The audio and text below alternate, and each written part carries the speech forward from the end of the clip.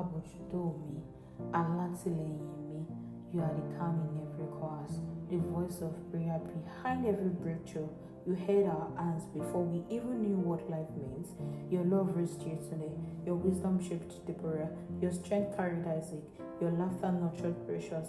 Your heart now embraces Tamilore, your grandchild. And your arms have welcomed Blessing and Adebowale as sons and not son-in-law. You are melody in our morning. You are comfort in our night. Grace in our every step.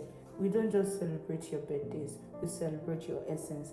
And so today, let the rhythm of praise rise again. Ẹ kú ọdún ẹ kàn mọ̀ kí ọdún ó wà. Ìyá wa tí ń ṣọdún lóde yẹn kí ọdún Àbẹ̀kẹ́ bówó olúpọ́n kó dìre lónìí, bó bá ti dìre bẹ́ẹ̀ bá bùṣe.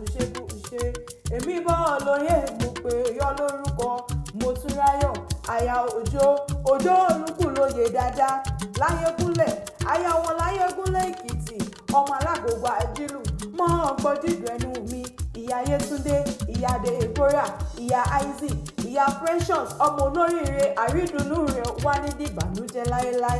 Deborah ló rán mi níṣẹ́ ó pé wákàtí àmọ́ òtítọ́ ó ní nǹkan láti ilẹ̀ òun ó ní nǹkan ládùúrà òun ó ní kíyà òun ó ní nǹkan lábàárò òun ó ní kífẹ́ òun tí ń ṣọjọ́ ìdílé òní o.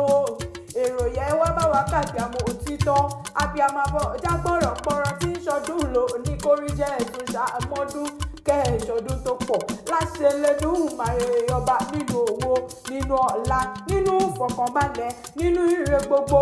Deborah ní mú yín délé ó ní mú yín dé Ijero-Ekiti níbi wọ́n gbé bí yín lọ́mọ gangan ńpẹ̀lẹ́ ọmọ wọn ní Ijero-Ekiti ọmọ wa ọmọ ẹkùn tó fi torí ẹ̀yin lọ́mọ ẹkùn tó fi tìrùtìrù ọmọ alágbogbo àjílù ọmọ ajẹrò kí ó ṣá ọmọ oṣù kérégbélégbé ọ̀run ọmọ lójú Ìjẹ̀rò aṣepo lọ́yìn egungun yẹyẹ lójú Ìjẹ̀rò èbìbọ̀ ìṣàjẹ́ èbìbọ̀ ìkóṣù ẹsẹ̀ èbìbọ̀ ìkóṣù ẹrú tútútútútútútú nílé bàbá tó bí ọlọ́mọ èbìbọ̀ ìmọ̀rùn ṣẹ̀ṣẹ̀ rìn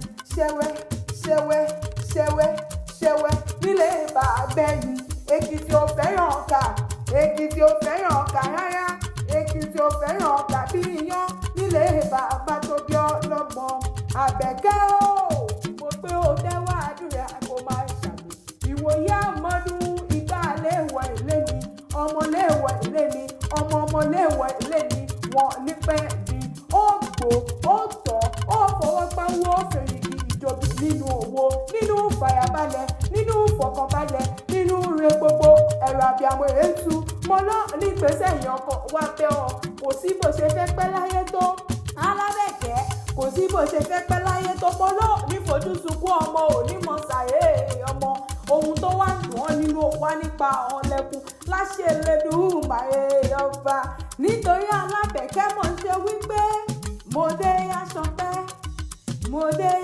pẹ́ ẹni àṣẹ lóore kì í á mọ̀ olúbi ẹni á mọ̀ mọ̀ ṣe lóore kì í á mọ̀ olúbi ẹni adé wá sọ pé òwe adúpẹ́ lọ́wọ́ Elédùmarè ọba tó jẹ́ oṣù ṣàmọ́dún kò pẹ́pẹ́pẹ́pẹ́ láṣẹ Elédùmarè ọba àwọn ọmọ rẹ̀ wọ́n fàkókò yìí dúpẹ́ lọ́wọ́ rẹ̀ fún gbogbo ìgbìyànjú rẹ̀ lórí wọn lágbára Elédùmarè ọba ẹ̀yìn ẹlẹ́yìn wá níjẹ̀ṣẹ́ rẹ̀ lórí wọn àsìkò tó jẹ́ wọn mọ́ ikú ò ní mú ọ lọ àìsàn ò ní gbé ọdún láṣẹ Elédùmarè ọba ẹ kí pọ́nkú ọdún òwe ẹ mọ̀mọ́ káyà dáadáa tó kú ọdún òwà alábẹ̀kẹ́ ọlọ́jọ́ ìbí ẹ̀ kí gbogbo ọdún ìyá mi. May the rest of your days be soaked in joy, just in peace, and crowned with good health. Happy birthday, my love. Happy birthday, Mahami. Happy birthday, Alabaromi. You are treasured and deeply loved forever. Mo nífẹ̀ẹ́ yín ìyá mi.